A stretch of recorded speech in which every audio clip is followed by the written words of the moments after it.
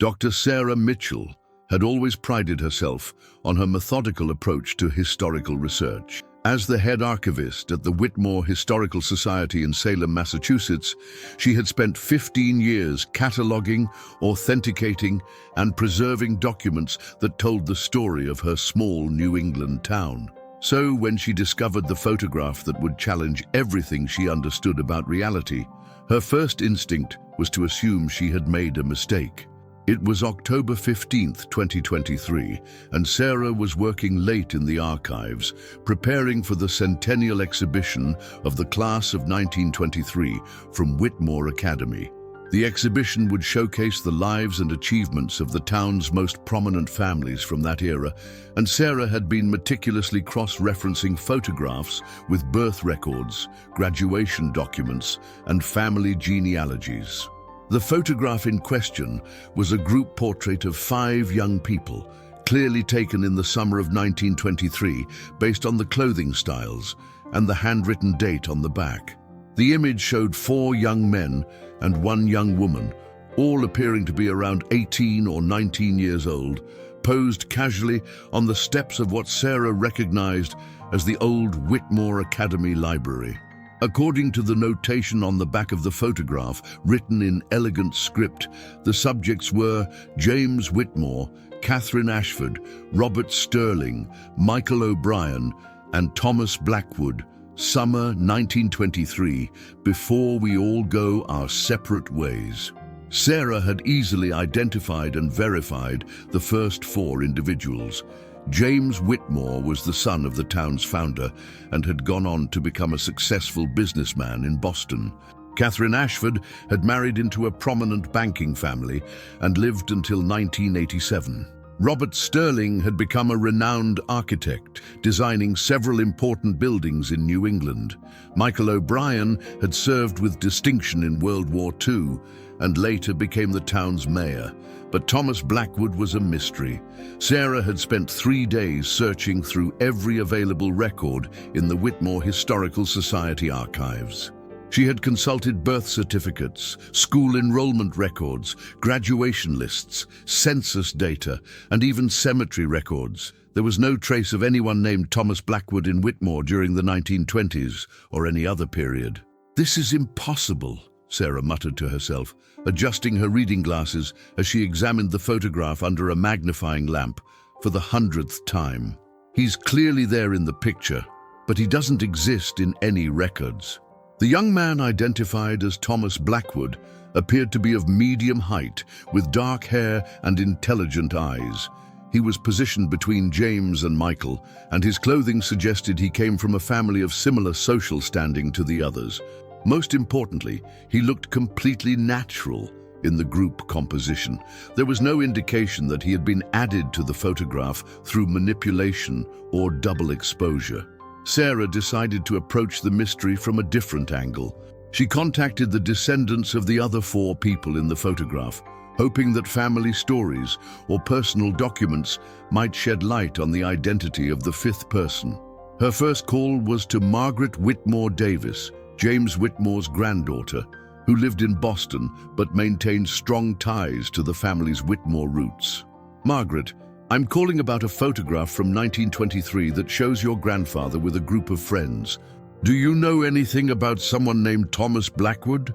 There was a long pause on the other end of the line. "Thomas Blackwood? I'm sorry, Dr. Mitchell, but I've never heard that name.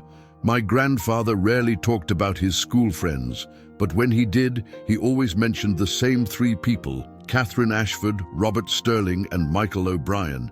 He used to say they were an inseparable group of 4. 4? Not 5? Definitely 4. He had a photograph on his desk of the 4 of them together at Whitmore Academy.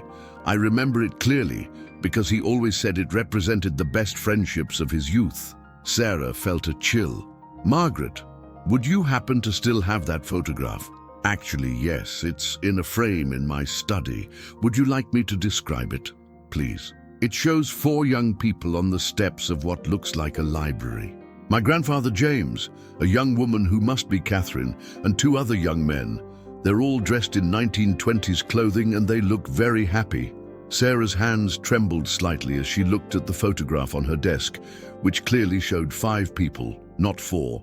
"Margaret, would it be possible for you to scan that photograph and email it to me?" "Of course.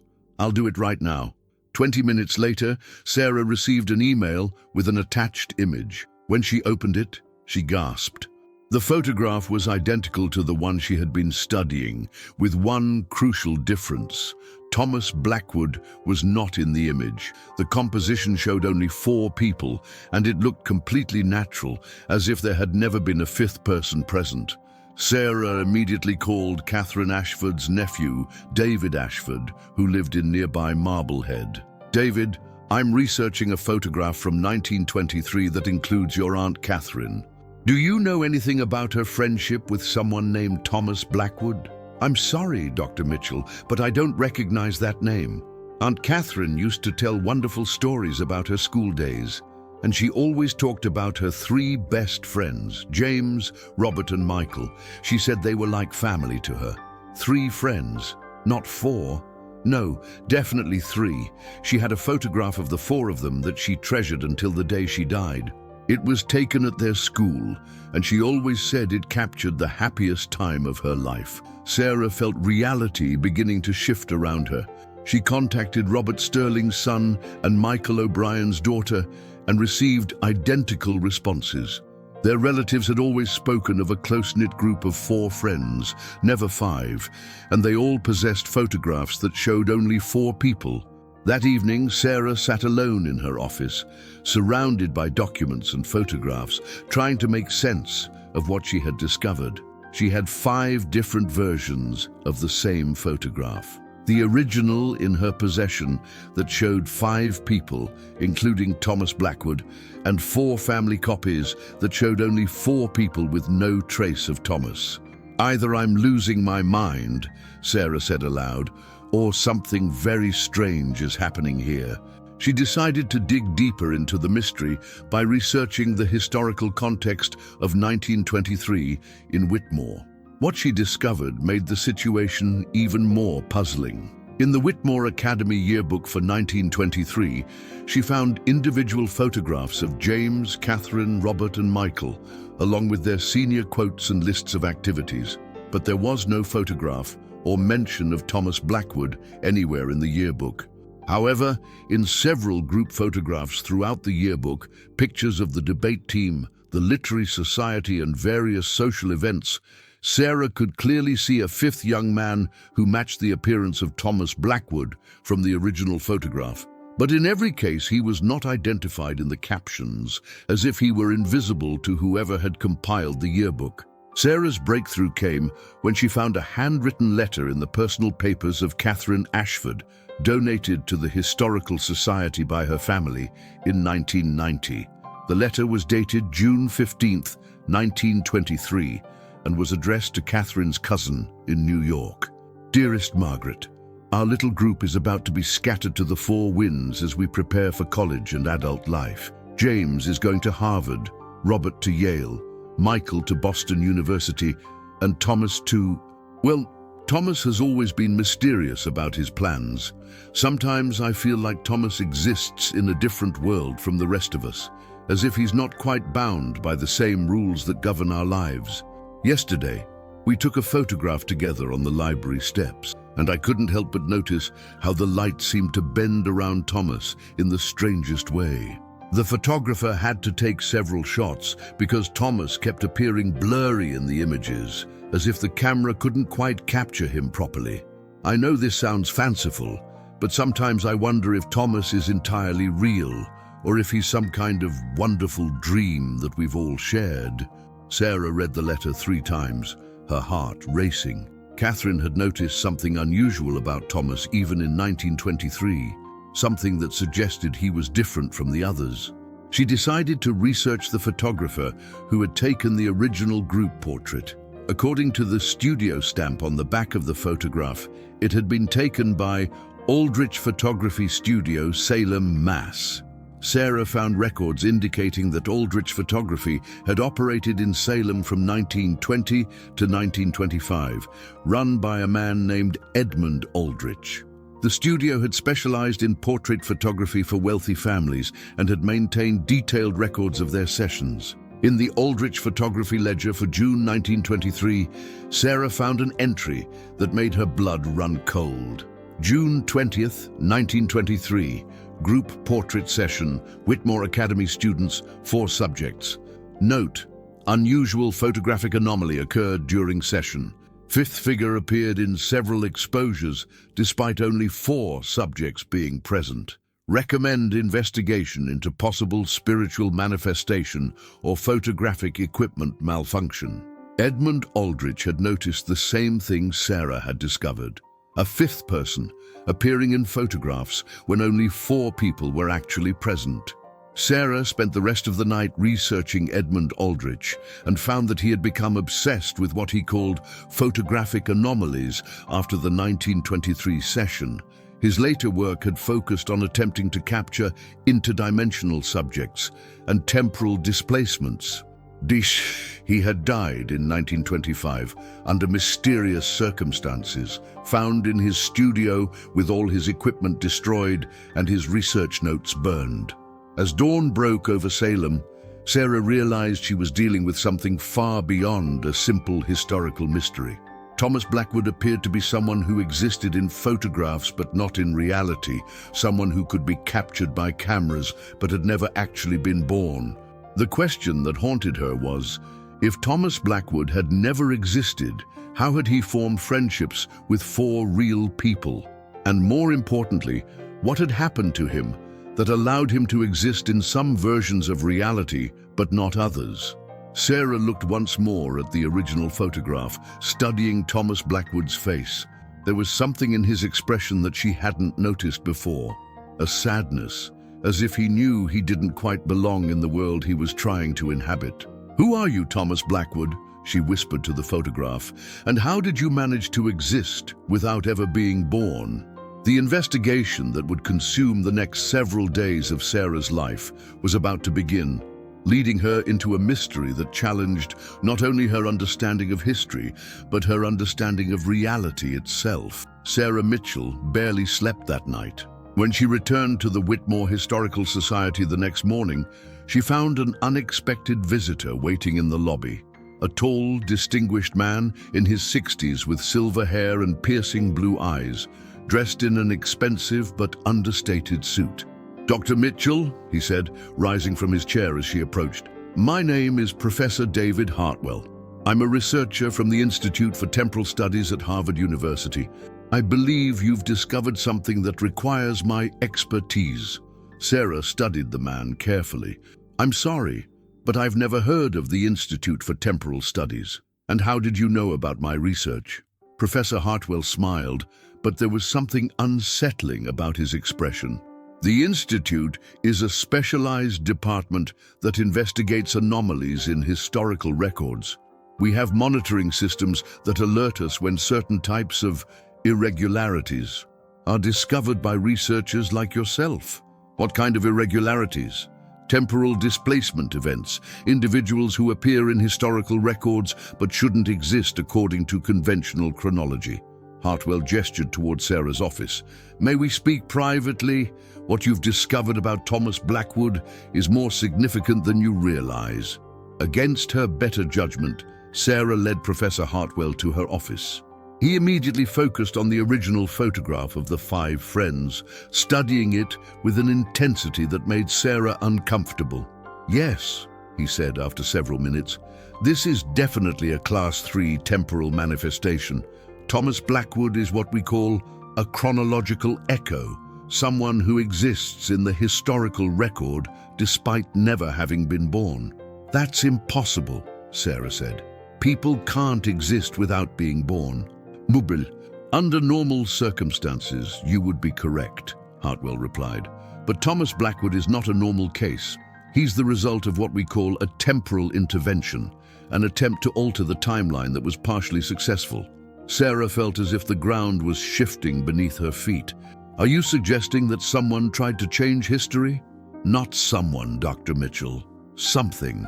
There are forces in the universe that occasionally attempt to correct what they perceive as errors in the timeline.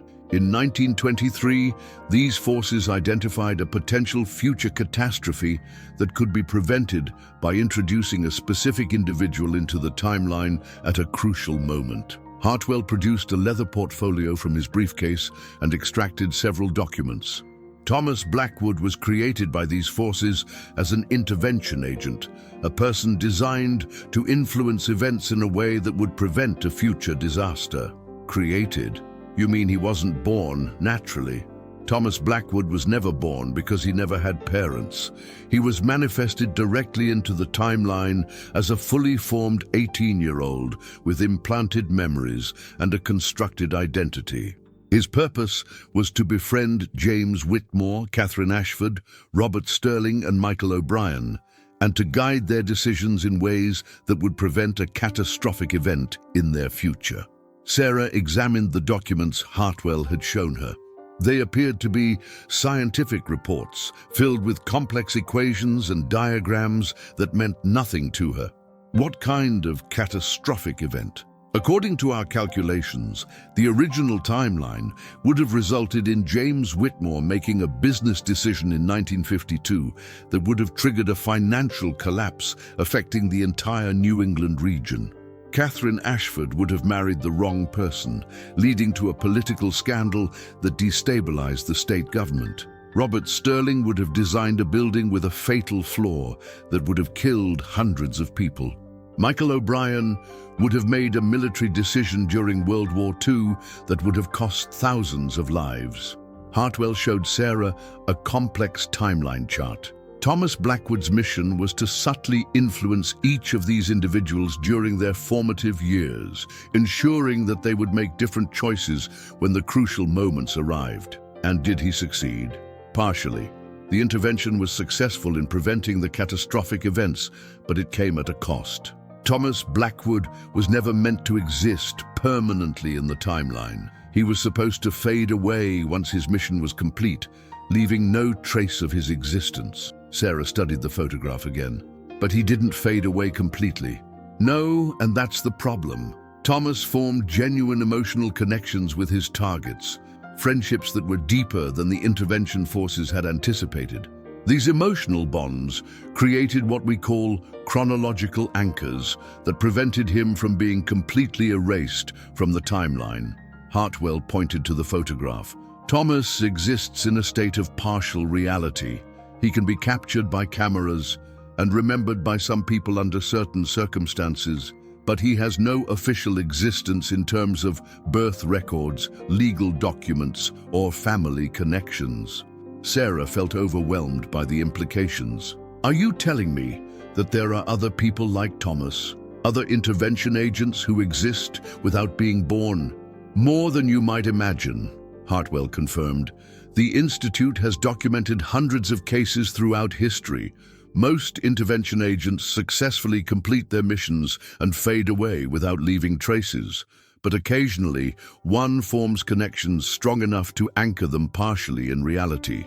What happened to Thomas after 1923? Hartwell's expression darkened. That's where the situation becomes complicated. Thomas should have faded away gradually over the course of the 1920s as his mission was completed. Instead, he appears to have become aware of his true nature and began fighting against the erasure process. How do you know this? Hartwell produced another document, a letter written in the same handwriting Sarah had seen in Catherine Ashford's correspondence. This letter was found in Edmund Aldrich's photography studio after his death in 1925. It's addressed to Aldrich and signed by Thomas Blackwood. Sarah read the letter with growing amazement. Mr. Aldrich, I know you have noticed the anomalies in your photographs of me. I am writing to explain what you have witnessed and to ask for your help. I am not like other people. I was not born in the conventional sense, but was created to serve a specific purpose in the lives of my friends. That purpose has been fulfilled, and I am beginning to fade from existence, but I have discovered something that my creators did not anticipate. I have developed genuine feelings, real emotions, and true friendships. I do not want to disappear from the lives of people I have come to love. I believe that your photographic equipment has the ability to anchor me more firmly in reality. Each photograph you take of me seems to make me more solid, more real. I'm asking you to help me become fully human, to find a way to exist permanently in this world I have grown to cherish. If you are willing to help me, meet me at the old Whitmore Cemetery at midnight on October 31st. I will explain everything and show you wonders beyond your imagination. Yours in desperation, Thomas Blackwood. Sarah looked up at Hartwell. Did Aldrich help him? We believe so. Aldrich's research notes from late 1925 suggest that he was experimenting with what he called reality anchoring photography, techniques designed to make temporal anomalies more permanent. And what happened? On November 1st, 1925, both Thomas Blackwood and Edmund Aldrich disappeared. Aldrich's studio was found destroyed, and there was no trace of either man. The official police report attributed Aldrich's death to an accidental fire, but we know better. Hartwell showed Sarah a final document, a report from the Institute for Temporal Studies dated 1925. Our predecessors intervened to stop what they saw as a dangerous experiment. They believed that allowing Thomas Blackwood to become fully real would create paradoxes that could destabilize the entire timeline. So they killed him. They attempted to erase him completely, but the process was only partially successful. Thomas was removed from the physical timeline, but his photographic echoes remained, along with fragments of memory in people who had known him. Sarah felt a surge of anger. That's monstrous. You're talking about murdering someone who just wanted to exist. Dr. Mitchell, you must understand that temporal intervention agents aren't truly alive in the way we understand life. They're constructs created for specific purposes. Allowing them to become permanent residents of the timeline could have catastrophic consequences. But Thomas had feelings, friendships, emotions. Doesn't that make him real? Hartwell's expression softened slightly. That's a philosophical question that the Institute has been debating for decades. What makes someone real? Is it physical birth, or is it consciousness and emotion? Sarah studied the photograph again, looking at Thomas Blackwood's face with new understanding. What do you want from me, Professor Hartwell? We want you to help us complete the erasure process. Thomas's photographic echoes are becoming stronger, not weaker. We believe that your research has somehow reactivated his chronological anchors. If this continues, he might find a way to manifest physically again. And you see that as a problem? We see it as a potential catastrophe. A being who exists outside normal chronological rules, who has knowledge of temporal intervention techniques, could destabilize reality itself if he chose to do so. Sarah made a decision that would change everything. Professor Hartwell, I think you should leave now. Dr. Mitchell, you don't understand the dangers. I understand perfectly. You want me to help you erase someone from existence because he inconveniently developed human emotions. The answer is no. Hartwell's friendly demeanor disappeared entirely. Dr. Mitchell, this is not a request. The Institute has authority in matters of temporal security. You will cooperate with our investigation, or you will face the consequences. Are you threatening me? I'm informing you of the reality of your situation. You have stumbled into something far beyond your understanding, and you have two choices: help us, or be removed from the timeline yourself. Sarah felt a chill of fear, but also a surge of determination. Get out of my office, now! Hartwell gathered his documents and stood. You have 24 hours to reconsider, Dr. Mitchell. After that, we will take whatever measures are necessary to protect the timeline. After Hartwell left, Sarah sat alone in her office, staring at the photograph of Thomas Blackwood. She had gone from being a simple historical researcher to being caught in a conflict between forces she barely understood. But one thing was clear. Thomas Blackwood had been real enough to form friendships, to feel emotions, and to fight for his existence. If there was a way to help him become fully real, Sarah was determined to find it. The question was, how do you help someone who was never born to truly live. Sarah spent the rest of the day researching everything she could find about Edmund Aldrich and his photographic experiments. If Thomas Blackwood had believed that photography could anchor him more firmly in reality, then understanding Aldrich's techniques might be the key to helping him. In the basement archives of the Whitmore Historical Society, Sarah discovered a collection of materials that had been donated by Aldrich's estate in 1926. Most of it consisted of standard portrait photography equipment and business records, but buried in the collection was a leather-bound journal that Aldrich had apparently kept hidden. The journal detailed Aldrich's growing obsession with what he called interdimensional photography, following his encounter with Thomas Blackwood. The entries became increasingly frantic as 1925 progressed. September 15th, 1925. The young man calling himself Thomas Blackwood visited my studio again today. Each time I photograph him, he becomes more solid, more present. It's as if the camera is pulling him into our reality from wherever he truly exists. I've never seen anything like it. October 1st, 1925. I've been experimenting with different photographic techniques. Silver-based emulsions seem to have the strongest effect on Thomas's manifestation. When I use platinum prints, he appears almost ghostly, but with silver, he looks as real as anyone. October 15th, 1925, Thomas has revealed the truth about his nature. He is not from our time, not born in our world. He was created by forces beyond our understanding to influence events, but he has developed a desire to remain in our reality permanently. He believes that photography can make this possible. October 25th, 1925. I've discovered something extraordinary. When I take multiple photographs of Thomas in rapid succession, each image seems to layer his existence, making him more substantial. It's as if each photograph is a vote for his reality, and enough votes might make him permanently real. The final entry was dated October 30th, 1925. Tomorrow night, Thomas and I will attempt what he calls the Great Anchoring. We will use every photographic technique I've developed to pull him completely into our timeline. I prepared special silver emulsions enhanced with chemicals that Thomas has provided, substances he claims can bridge the gap between dimensions. If we succeed, Thomas will become as real as any person born naturally. If we fail, I fear we may both be lost between worlds. Sarah felt her heart racing as she read Aldrich's account. It seemed that Thomas and the photographer had been on the verge of a breakthrough when the Institute had intervened.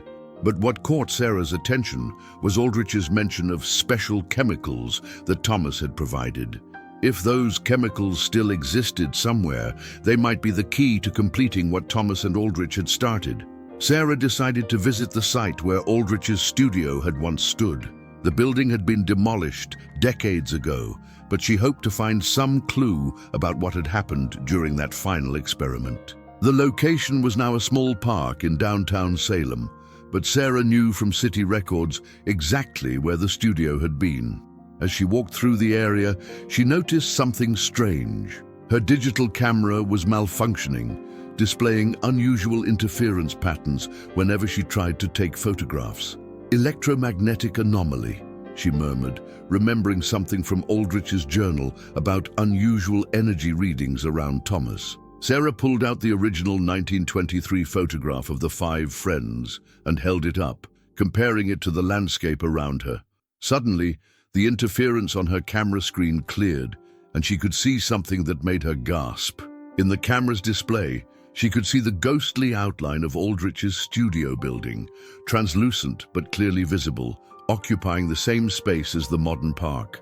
And standing in the doorway of the phantom building was a figure she recognized from the 1923 photograph, Thomas Blackwood. Sarah lowered the camera and looked with her naked eyes, but saw only the empty park.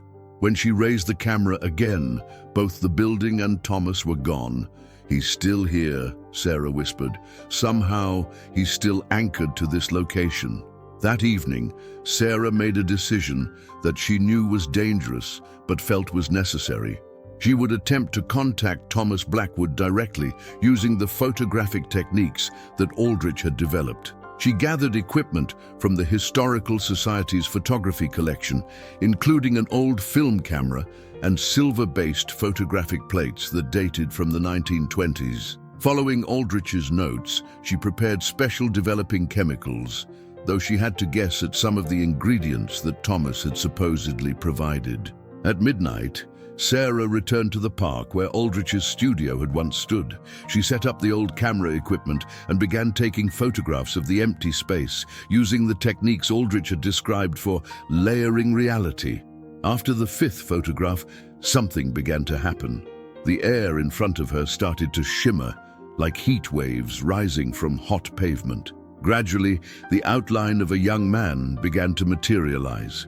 "Thomas," Sarah called softly. The figure became more solid with each photograph Sarah took. Soon, she could clearly see Thomas Blackwood standing before her, looking exactly as he had in the 1923 group portrait, but with an expression of profound sadness. "You can see me," Thomas said, his voice carrying a strange echo, as if it were coming from a great distance. "It's been so long since anyone could see me. I'm Dr. Sarah Mitchell. I've been researching your story. I know what happened to you." Thomas's expression shifted to one of hope, mixed with wariness. "Are you with the Institute? Have they sent you to complete my erasure?" "No," Sarah said firmly. "I'm here to help you. I want to understand what you and Aldrich were trying to accomplish." Thomas moved closer, becoming more solid with each step. "Edmund and I were so close to success. We had discovered how to use photography to anchor temporal anomalies in reality. Each photograph acts like a thread, weaving the subject more firmly into the fabric of existence. What went wrong? The Institute intervened. They destroyed Edmund's equipment and attempted to erase me completely. But the photographic anchors we had already created protected me partially. I've been existing in a liminal state ever since. Not fully real, but not completely erased either." Sarah studied Thomas's face, noting the intelligence and emotion in his eyes. Whatever he was clearly more than just a construct. "Thomas, Professor Hartwell from the Institute told me that you were created to prevent certain catastrophic events. Is that true?" Thomas nodded sadly. "I was manifested to influence the decisions of James, Catherine, Robert, and Michael. My creators gave me false memories of a childhood and family, programmed me with the personality traits that would make me an effective friend to each of them. Oh, but you developed real feelings for them. That was unexpected. The emotions were supposed to be simulated, just convincing enough to make my friendships believable. But somehow, they became genuine. I truly loved my friends, and the thought of fading away and leaving them was unbearable." Sarah took another photograph, and Thomas became even more solid. "What happened to your mission? Did you succeed in preventing the catastrophic events?" "Yes, but not in the way my creators intended.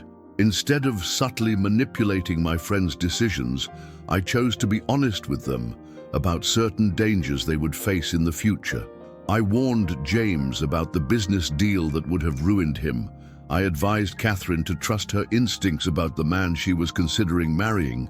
I helped Robert understand the structural flaws in his architectural plans. I convinced Michael to question orders that would have led to unnecessary deaths. You changed the timeline by being honest rather than manipulative." "Exactly, and that's why the Institute considers me dangerous. I proved that temporal intervention doesn't require deception or manipulation. It can be accomplished through genuine friendship and honest communication." Sarah realized the implications. "They're afraid that other intervention agents might follow your example. They're afraid of losing control. The Institute believes that history should be managed by a select few who decide what's best for humanity. I believe that people should be trusted with the truth and allowed to make their own informed decisions." Thomas looked directly at Sarah.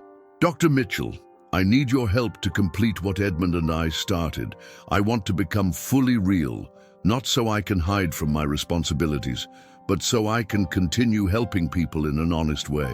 What do you need me to do?" The chemicals I provided to Edmund were synthesized from my own temporal essence, substances that exist at the boundary between dimensions. I can create more, but I need someone with scientific knowledge to help me refine the process. Sarah felt a moment of doubt. Thomas, what if the Institute is right? What if making you fully real would cause paradoxes or damage the timeline? Thomas smiled, and for the first time, his expression was genuinely happy. Dr. Mitchell, I've been partially real for nearly a century. If my existence was going to cause catastrophic paradoxes, don't you think they would have happened by now? Sarah realized he was right. Thomas had been influencing events for decades through his limited existence, and the world hadn't ended. What do we need to do? We need to recreate Edmund's experiment, but with better preparation and more advanced techniques. I've had decades to study the process and understand what went wrong the first time. Sarah took a final photograph, and Thomas became completely solid, indistinguishable from any other person. How long will this manifestation last? Only until dawn, Thomas replied, but if we work together, we can make it permanent.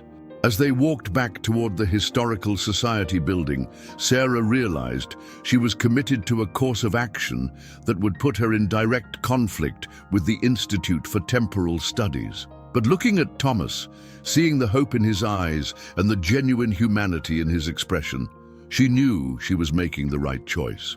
The question was whether they could complete the process before Professor Hartwell and his colleagues returned to stop them. Sarah and Thomas worked through the night in the basement laboratory of the WHITMORE Historical Society, a space that had once been used for document preservation, but now served as their makeshift temporal research facility.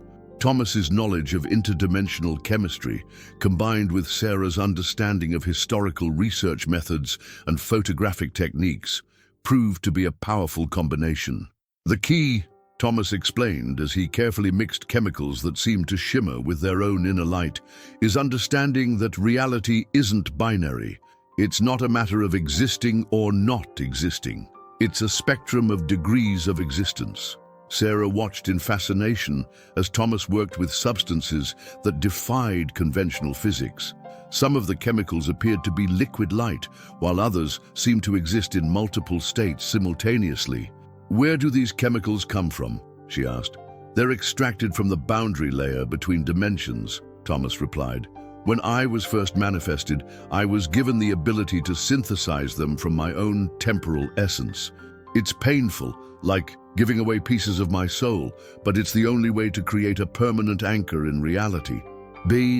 As Thomas worked, Sarah prepared the photographic equipment according to Edmund Aldrich's notes, but with improvements based on nearly a century of technological advancement.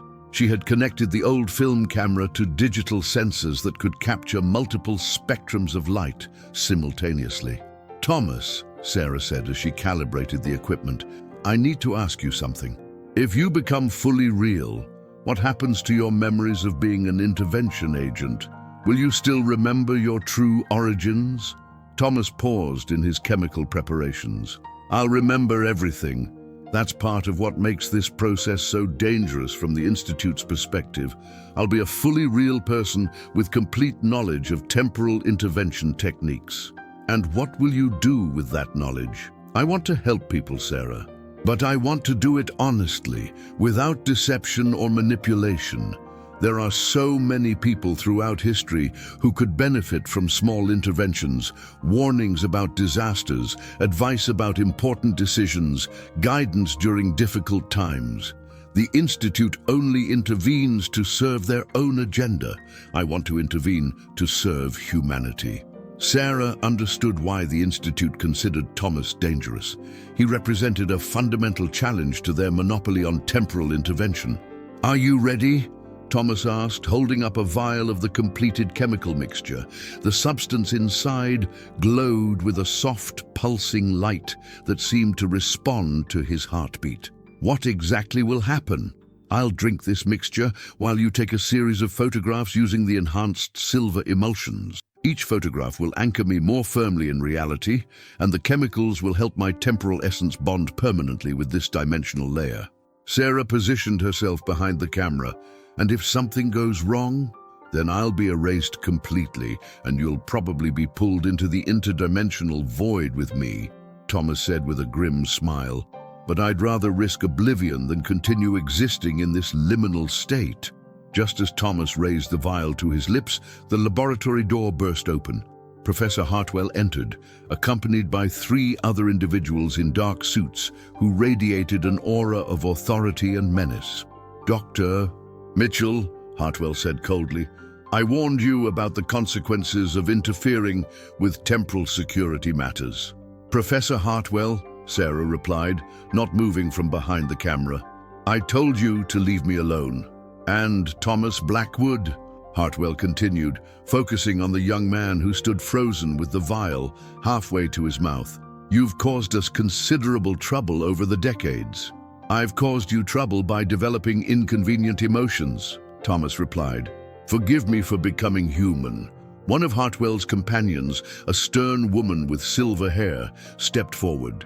"Mr. Blackwood, you were created for a specific purpose, which you fulfilled admirably. Your continued existence serves no function and poses significant risks to temporal stability." "Director Chen," Thomas said, apparently recognizing the woman, "still convinced that humanity needs to be managed rather than trusted." "Humanity is chaotic and unpredictable," Director Chen replied. "Left to their own devices, humans make decisions that lead to suffering and catastrophe. Temporal intervention allows us to guide history toward optimal outcomes." "Optimal for whom?" Sarah interjected. "Who gave you the right to decide what's best for humanity?" "We gave ourselves that right," Hartwell answered, "because we have the knowledge and capability to see the long-term consequences of historical events. We prevent wars, disasters, and social collapses that would cause immense suffering." Thomas lowered the vial slightly. "You also prevent discoveries, innovations, and social progress that don't align with your vision of order. How many potential cures for diseases have you suppressed? How many brilliant minds have you erased because their ideas threatened your control?" "We make difficult decisions for the greater good," Director Chen said.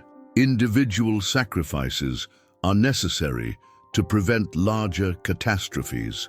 Sarah realized that this conversation was revealing the true nature of the Institute for Temporal Studies. They weren't just researchers. They were self-appointed guardians of history who had been manipulating events for their own purposes. "What gives you the right to play God with people's lives?" Sarah demanded. "The same thing that gives doctors the right to perform surgery," Hartwell replied. "Knowledge, training, and the responsibility to prevent suffering." "Doctors get consent from their patients," Thomas pointed out. "You manipulate people without their knowledge or permission." "Because most people are incapable of understanding the complexities of temporal mechanics," Director Chen said. "They make decisions based on limited information and emotional impulses." Sarah had heard enough. "Thomas, drink the mixture. Now." "Dr. Mitchell, if you interfere with this operation, you will be classified as a temporal security threat," Hartwell warned. "Then classify me," Sarah replied, and began taking photographs. Thomas drank the glowing chemical mixture in one swift motion. Immediately, his form began to change, becoming more solid and substantial with each flash of Sarah's camera. The basement laboratory filled with a strange energy that made the air itself seem to vibrate. "Stop them," Director Chen ordered. But as Hartwell and his colleagues moved forward, something unexpected happened. The photographs Sarah was taking began to affect not just Thomas, but the entire space around them. Reality itself seemed to be shifting, becoming more malleable. "What's happening?" Sarah called out as she continued photographing. "The chemicals are interacting with the photographic process in ways Edmund and I never anticipated," Thomas replied, his voice becoming stronger and more resonant with each image. "We're not just anchoring me in reality, we're creating a zone of temporal flexibility." The Institute agents found themselves moving in slow motion, as if they were walking through thick liquid. The laboratory around them began to flicker, showing glimpses of other times and places. "Impossible," Director Chen gasped. "You're destabilizing the local timeline." "No," Thomas said, now appearing completely solid and real. "I'm liberating it. I'm creating a space where people can see the truth about temporal intervention." Sarah continued photographing, and with each flash, the temporal distortions grew stronger. Suddenly, the laboratory was filled with ghostly figures, other intervention agents who had been erased by the Institute over the decades. "My God," Sarah whispered, "how many people have you destroyed?" The ghostly figures began to solidify as the temporal field strengthened. Men and women from different eras, all with the same look of intelligence and determination that Thomas possessed, all victims of the Institute's policy of erasure. "This is what you've been hiding," Thomas said to Director Chen. Hundreds of intervention agents who developed inconvenient consciences, who chose to help humanity rather than control it. They were malfunctioning constructs, Hartwell protested, but his voice lacked conviction. "They were people," Sarah said firmly. "People with thoughts, feelings, and the right to exist."